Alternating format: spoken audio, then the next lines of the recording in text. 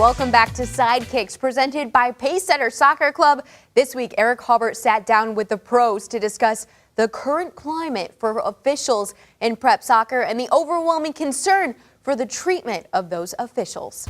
Sidekicks is brought to you by Pacesetter Soccer Club. Soccer excellence since 1980. Oh, it is that time, and if you could only be here when the camera wasn't rolling, Danny Fisher of Sidekicks and Pacesetter fame, as well as Chris Black, because he has to be here. I'm Eric Halbert, and fellas, thanks again for being here. Okay, so here's what we did earlier in the year, if you weren't with us. We talked a little bit about the referee issue that we're having around Ohio and the country, a shortage of them. Let's focus tonight on the reason why, and this is an interesting one with these two here. It's parents. I mean, let's just get to it. It's parents. It's guys like me who have kids playing soccer. It's guys like them who have had kids playing soccer. All right, Chris Black, I'm going to start with you from a high school coach perspective, former coach at St. Ursula, elsewhere. What do you do? What do you say to parents that are just not getting the message they need to tone it down? Well, I'll tell you, when I first started, my first season there, we had a lot of things we had to work through. I threatened to close the next game. And if our parents showed up, we forfeit, we walk away, it's over. We're not even playing the game. Surprisingly, I was a little nervous, but when I came to coach, it is what it is. The trustees and the principal were on board. They are completely on board with it. And we had maybe one more problem that whole season until the state final. But one more problem the whole season, which I think the other parents started to nip in the bud. And I get why other parents don't want to police their own, because they want to kind of stay off, stay out of it. And I definitely agree with that. But at the end of the day, almost every official at least knows with me, if I'm getting into an official about something, we're trying to affect something in the game and have a reason for discussion. And I've walked away shaking every hand saying thank you to every single official that comes here. I've never followed an official to the parking lot unless it was to protect them from a parent. Really? Yes. And this is coming from somebody who's been thrown out of a few games by officials. Hey, two, and one was rescinded. Okay. But I saw the official the next day and said, hey, how's it going? Talked to him a little bit. Everything was good. Oh, absolutely. Okay. Yeah, never even raised my voice. So Danny, it's a little different from you, because here Chris is selecting the kids to play on the team. Maybe there's a little bit more of a disconnect. You, the parents, are paying to have their kids on the team. How do you deal with parents that maybe just aren't getting the message? We do a presentation at the start of each year. Part of the presentation is about referees and the shortage of referees. The other thing we do, we ask the referees before every game, if you hear anything from the parents you don't feel is right, stop the game, let us know, and we'll address it there and then in the game. So far, this touch wood, everything's been quite good. I think the parents are slowly recognising that there's a need for referees and there's a shortage of referees. Some of the leagues we actually play in now, part of our qualification for the league is how do our parents behave on the sidelines, and we're judged on that. Wow. And we openly tell that to the parents. We're judged. Don't you be the one what gets us kicked out of a league. Chris, as far as you mentioned, I've never heard of that, saying no parents at a game. That's amazing. I don't know how you can get away with that, but that's amazing. I figure worst case, they fire me, I have to deal with it anymore. And in the end, they support it. It's like, I still have to coach. But you also have a unique perspective as well, is that you've refed at many different levels. Yeah. We talked about it earlier in the year about dealing with coaches, but how do you deal with parents as a ref? I know you're hearing it. Well, yeah. Some would say I was gifted with sight and hearing, the only referee that has both, I swear. Now, in all seriousness, it is difficult, and fortunately, I've refereed mostly at a low level, and that's talking about my level of refereeing. It's difficult because the soccer fields that don't have stadiums, they don't have stands, everyone's right on the field. Yep. It's so much easier to hear, especially for the poor ARs that are running up and down the line.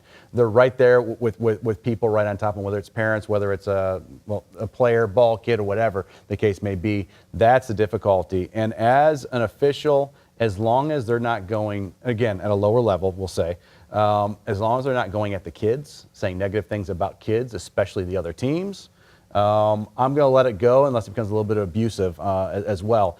And quite honestly, too, sometimes the parents are funny. If it was funny and it was just kind of relieves, it's a laugh, I'm going to give them a thumbs up because that was pretty good. But if it's attacking, no, you can't have it. Yeah. You can't have anything attacking. You can't have anything, too, that's going to incite the kids.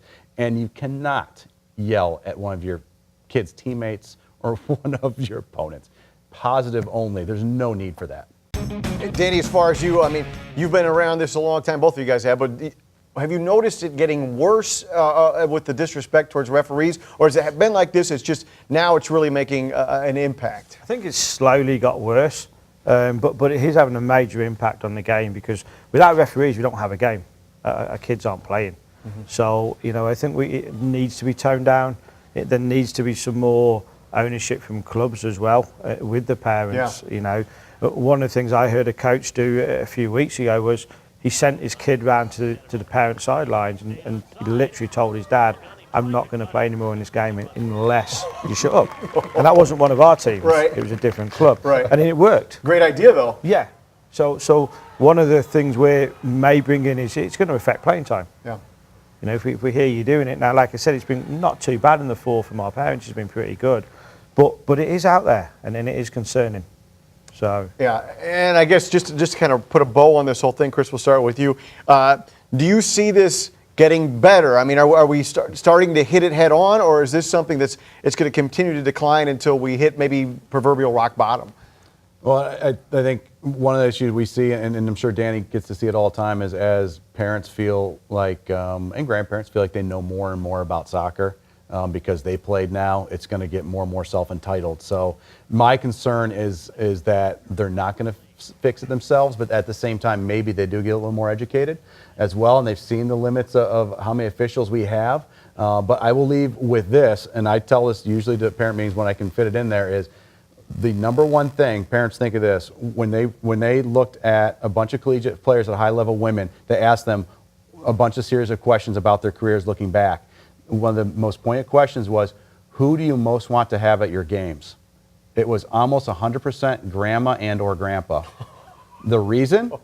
After the game, it was, oh, that was so much fun, sweetie. I can't believe that was so great. Your team is so good. There was no questioning coaches' decisions, no questioning your first touch, no questioning this. It was just happy to be there, happy to watch you play. And I'll say the same thing in my college career, very short-lived. I told my parents, you guys don't have to come up anymore. I'm barely playing. And they said, we're not coming up to watch you play. We're coming up to support your decision to play, to be on the team, and sitting back and watch it. And I think, and that's from a soccer family. And if you ever sat next to my mom during a game, you would know that's a soccer family. She knows what she's talking about. So I think those are just a couple things to think about. Right. And Danny, with the youth, that's a kind of a collegiate end. Yeah. With the youth, have you seen kids or heard kids maybe saying, you know, my dad or my mom or something along those lines? And are we starting to address it now that we can kind of slow or even stop this, this official problem? Slowly getting there. I think there's a need, and the fear I have is you have a young high school kid who's refereeing a game, maybe 16, 17 years of age, and that full-on abuse from parents, they don't want to do it anymore. Yeah.